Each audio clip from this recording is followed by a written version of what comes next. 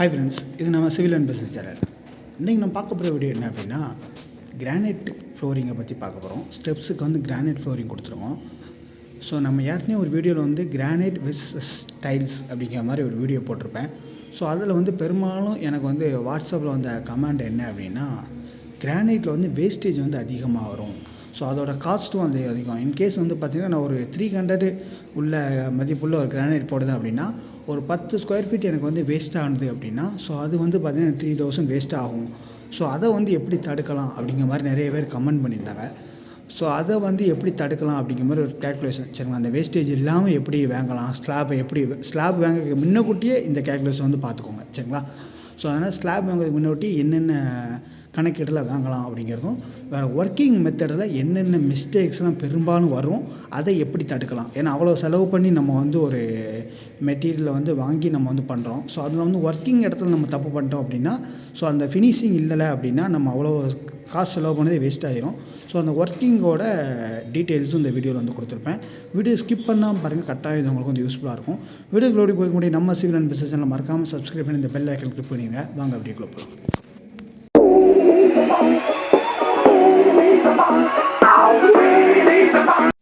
So இதுதான் stair case. இது வந்து எப்படின்னா, நம்ம ஹாலுக்கு ரைட் சைடில் சென்டரில் வந்து ஸ்டேர் கேஸ் கொடுத்துருக்கோம். ரைட் சைடில் ஒரு பெட்ரூமு, லெஃப்ட் சைடில் ஒரு பெட்ரூமு, சென்டரில் வாஸ்துபடி சென்டரில் வந்து மையப்பகுதியில், பில்டிங்கோட மையப்பகுதியில் படி வந்து கொடுக்கலாம், சரிங்களா? ஏன்னா ஏதோ ஒரு மூலையில் போடுறதா இருந்தால் வாஸ்துபடி ரொம்ப கவனிக்கணும். இது வந்து மூலையில் இல்லை, மையப்பகுதியில் தான் இருக்குது. அதனால் வாஸ்துல எந்த விதமான பிரச்சனையும் இல்லை. ஸோ அந்த இடத்துல நம்ம வந்து என்ன பண்ணியிருக்கோம் அப்படின்னா, ஃப்ளோரிங் வந்து ஸ்டேர் கேஸோட ஃப்ளோரிங் வந்து கிரானைட் ஃபினிஷிங் ஃப்ளோரிங் கொண்டு வந்திருக்கோம். ஸோ அந்த கிரானைட்டில் வந்து முக்கியமாக முதல் நம்ம வந்து என்ன கவனிக்க போகிறோம் அப்படின்னா, என்ன கவனிக்கணும் அப்படின்னா, யாருனே நம்ம இன்ட்ரோவில் சொன்ன மாதிரி தான், கிரானைட்டோட காஸ்ட் வந்து அதிகம். ஸோ அதனால் அதோட வேஸ்டேஜ் வராமல் கேல்குலேஷன் பண்ணி நம்ம வந்து அதோட பீசஸ் வந்து வெட்டணும். ஏன்னா ஒரு தடவை நம்ம அந்த பீஸை வெட்டிட்டோம் அப்படின்னா அதை வந்து நம்ம வந்து ரீப்ளேஸ் பண்ண முடியாது. ஸோ அதனால் அதை இன்னொரு மெட்டீரியல் வாங்கி தான் நம்ம ரீப்ளேஸ் பண்ண முடியும். ஸோ அதனால் வெட்டுறதுக்கு முன்னாடியே கரெக்டான கேல்குலேஷனில் வெட்டணும். அந்த ஸ்லாப் வெட்டுறதும் பார்த்திங்கன்னா இந்த ஜாயிண்ட் வந்துடக்கூடாது, சரிங்களா? உதாரணத்துக்கு இந்த நம்ம ஸ்டேர் கேஸ் அப்படின்னு நான் உங்களுக்கு காட்டுறேன். எந்த ஸ்லாப்புமே வந்து ஜாயிண்ட் இருக்காது, இன்க்ளூடிங் இந்த லேண்டிங் மட்டும்தான். அந்த லேண்டிங்கும் எதுக்கு ஜாயிண்ட் இருக்குன்னா, இந்த போர்ஷன் செப்பரேட்டாக இந்த ஸ்டேர் கேஸ்லேருந்தும், இது மாதிரி இந்த லேண்டிங்கும் செப்பரேட்டாக அப்படிங்கிற மாதிரி கொண்டு வந்துருக்கோம். ஸோ அந்த இடத்துல மட்டும் உங்களுக்கு வந்து ஜாயிண்ட் இருக்கும், அந்த லேண்டிங் போர்ஷன் மட்டும். இந்த லேண்டிங் போர்ஷனும் ஜாயிண்ட் இல்லாமல் கொடுக்கலாம், பட் அதனால் அது வந்து பார்த்திங்கன்னா மெட்டீரியல் வேஸ்ட் ஆகுது அப்படிங்கிறதுனால இந்த லேண்டிங் மட்டும் ஜாயிண்ட் கொடுத்துருக்கோம். மற்றபடி எந்த விதமான த்ரெட்லேயும் ஸ்டேர் கேஸோட படியில் உள்ள ஸ்டெப்பில் உள்ள த்ரெட்டு ரைஸ்லேயும் நம்ம வந்து ஜாயிண்ட் கொடுக்கல, சரிங்களா? ஏன் அப்படின்னா, அந்த ஜாயிண்ட் வந்து பார்த்திங்கன்னா லுக்கை வந்து நல்லா இருக்காது. நம்ம கிரானைட் கொடுக்கறதே அந்த ஃபினிஷிங்காண்டி தான். ஸோ அந்த ஜாயிண்ட் இல்லாமல் கேல்குலேஷன் பண்ணி வெட்டணும். ரெண்டாவது மிக முக்கியமானது என்ன கவனிக்கணும் அப்படின்னா, வேஸ்டேஜ் வந்து வந்துடக்கூடாது, சரிங்களா?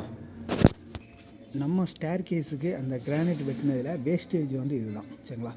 ஸோ இதுவுமே வேஸ்டேஜ் என்ன அப்படின்னா, அந்த கார்னரில் வந்து கிரானைட் வந்து ஸ்ட்ரெயிட்டாக இருக்காது, மூலாமட்டத்துக்கு இருக்காது, கிராஸாக இருக்கும். இப்போ உதாரணத்துக்கு இந்த கிரானைட் ஸ்லாப் பாருங்கள், இது வந்து இந்த படிக்கு ஃப்ரெண்டில் உள்ள ஸ்டெப்புக்கு போடுறதுக்கான கிரானைட்டு. ஸோ அதில் வந்து பார்த்திங்கன்னா உங்களுக்கு வந்து தெரியும், அந்த ஸ்ட்ரெயிட்டாக இருக்காது, உங்களுக்கு வந்து அது வந்து கிராஸாக தான் இருக்கும். ஸோ அதனால் அந்த கிராஸ் எல்லாம் கட் பண்ணோம்னா வேஸ்டேஜ் வருது, இந்த வேஸ்டேஜ். ஸோ இது இந்த வேஸ்டேஜ்லாம். ஸோ இந்த மாதிரி வேஸ்டேஜ் வந்தால் ஓகே தான், சரிங்களா? ஆனால் என்ன மாதிரி வேஸ்டேஜ் வரக்கூடாது அப்படின்னா, ஒரு அரை அடி 3/4 அடி அப்படிங்கிற மாதிரி வேஸ்டேஜ் வரக்கூடாது. எதுக்கு நான் அப்படி வரக்கூடாது அப்படிங்கன்னா, இப்போ உதாரணத்துக்கு ஒரு அரை அடியில் ஒரு 4 பீஸு உங்களுக்கு வந்து வேஸ்டேஜ் வந்தது அப்படின்னா, 4 × அரை அப்படின்னு பார்த்தீங்கன்னா உங்களுக்கு வந்து 2 அடி வந்துடுது. ஸோ ஒரு ஸ்லாபோட உயரம் வந்து பார்த்திங்கன்னா 3 அடி இருக்கும். ஸோ 2 அடி × 3 அடி உயரம்னா உங்களுக்கு வந்து 6 ஸ்கொயர் ஃபீட்டு, சரிங்களா? ஒரு ஸ்கொயர் ஃபீட்டுக்கு நீங்கள் ஒரு 200 ரூபாய்க்கான கிரானைட் வாங்கியிருக்கீங்க அப்படின்னா, ஆல்மோஸ்ட் ஒரு 1200 ரூபா காஸ்ட் வந்து உங்களுக்கு வந்து லாஸ் ஆகுது, சரிங்களா? ஸோ அதனால் அந்த காஸ்ட்டை வந்து நம்ம வந்து லாஸ் பண்ணதை வந்து அவாய்ட் பண்ணுறதுக்காண்டி தான் நம்ம வந்து பார்த்திங்கன்னா கரெக்டான கேல்குலேஷனோட, அந்த அரை அடி தான் 3/4 அடி தான் அப்படின்னு இல்லாமல் கரெக்டான கேல்குலேஷனை நம்ம வந்து பண்ணி நம்ம வந்து மெட்டீரியலை வந்து வேஸ்ட் பண்ணாமல் நம்ம வந்து கட் பண்ணோம் அப்படின்னா, உதாரணத்துக்கு உங்களுக்கு வந்து பார்த்திங்கன்னா இப்போ இதோட அகலம் வந்து பார்த்திங்கன்னா 3 அடி இருக்குது அப்படின்னா, 3 அடி ஸ்லாப்னால் அந்த 3 அடி அகலத்துக்கு 1 அடி நம்ம வந்து 10 இன்ச்சு த்ரெட்டு வச்சுருப்போம். ஸோ எப்படி நோசிங்க்கு 1 இன்ச்சு வச்சுருப்போம். ஸோ அதுக்கடுத்து வந்து பார்த்திங்கன்னா இதில் 1 இன்ச்சு நம்மளுக்கு வந்து இந்த ஸ்லாப்புக்கான இருக்கும். ஸோ அதில் 1 இன்ச்சு அப்படிங்கிற நம்மளுக்கு வந்து 1 அடி வெட்டுறது மாதிரி இருக்கும். ஸோ அந்த 1 அடி அகலம் இன்ட்டு 3 அடி அப்படிங்கிற மாதிரி நம்மளுக்கு வந்து ஒரு 10 அடி ஸ்லாப்னா நம்ம வந்து ஒரு 10 பீஸ் போட்டுக்கலாம். ஸோ அது மாதிரி 10 பீஸு.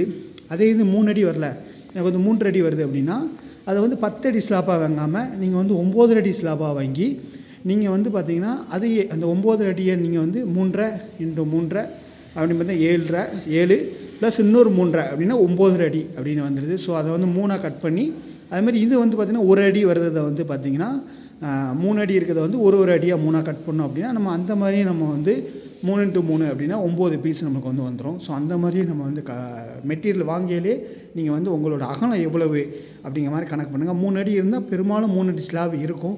ஸோ அந்த மாதிரி வாங்கிக்கலாம். 3 அடியாக இருந்தது அப்படின்னா நீங்கள் ஸ்லாப் வாங்குறது வந்து பார்த்திங்கன்னா அந்த நீளம் 10 அடியாக இருக்கிறது வந்து 9 அடி அப்படின்னு நிறைய கிடைக்கும். ஸோ அந்த மாதிரி 9 அடியாக வாங்கி 9க்கு 3 அப்படிங்கிற மாதிரி வாங்கினேன், வேஸ்டேஜ் வராது. சரிங்களா?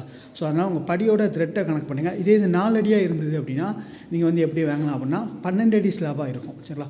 11.75 12 அடி அந்த மாதிரி இருக்கும். ஸோ அந்த மாதிரி நீங்கள் வந்து வாங்கலாம்.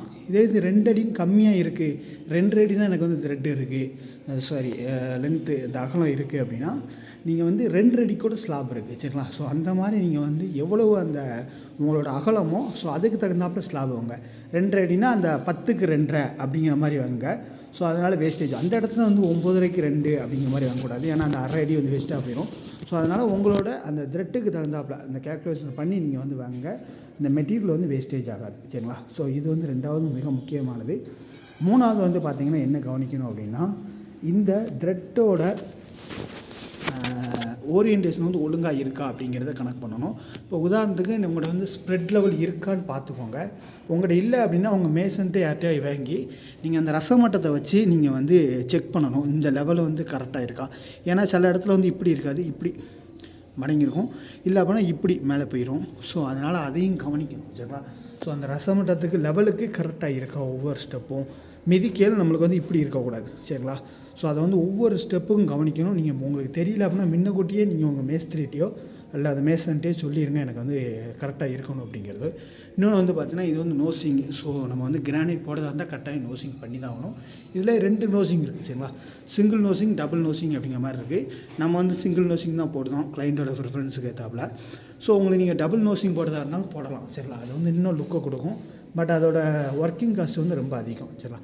சிங்கிள் நோசிங்கோட டபுள் நோசிங்கோட ஒர்க்கிங் காஸ்ட் வந்து பார்த்திங்கன்னா டபுள் மடங்கு ஆகும்.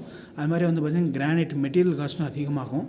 ஸோ அவ்வளோ காஸ்ட்டு வந்து செலவு பண்ணி அந்த லுக்குக்காண்டி கொடுக்க வேண்டாம் அப்படிங்கிறக்காண்டி நம்ம வந்து சிங்கிள் நோசிங் தான் கொடுத்துருக்கோம். சரிங்களா? ஸோ இதுதான் முக்கியமானது கவனிக்க வேண்டியது. ஸோ இந்த வீடியோ உங்களுக்கு வந்து யூஸ்ஃபுல்லாக இருக்கும்னு நினைக்கிறேன். இந்த வீடியோ உங்களுக்கு வந்து யூஸ்ஃபுல்லாக இருந்தால் நம்ம சிவில் அண்ட் பிஸ்னஸ் சேனலை மறக்காமல் சப்ஸ்கிரைப் பண்ணி உங்கள் ஃப்ரெண்ட்ஸ் அண்ட் ஃபேமிலிக்கு ஷேர் பண்ணுங்கள். உங்களுக்கு ஏதாவது கான்ட்ராக்டோ, ஸ்ட்ரக்சரல் டிராயிங், எலிவேஷன், எஸ்டிமேஷன் எதாக இருந்தாலும் கீழே என்னோட நம்பர் இருக்குது, கான்டாக்ட் பண்ணுங்கள். தேங்க்யூ ஃபார் வாட்சிங் திஸ் வீடியோ. தேங்க்யூ.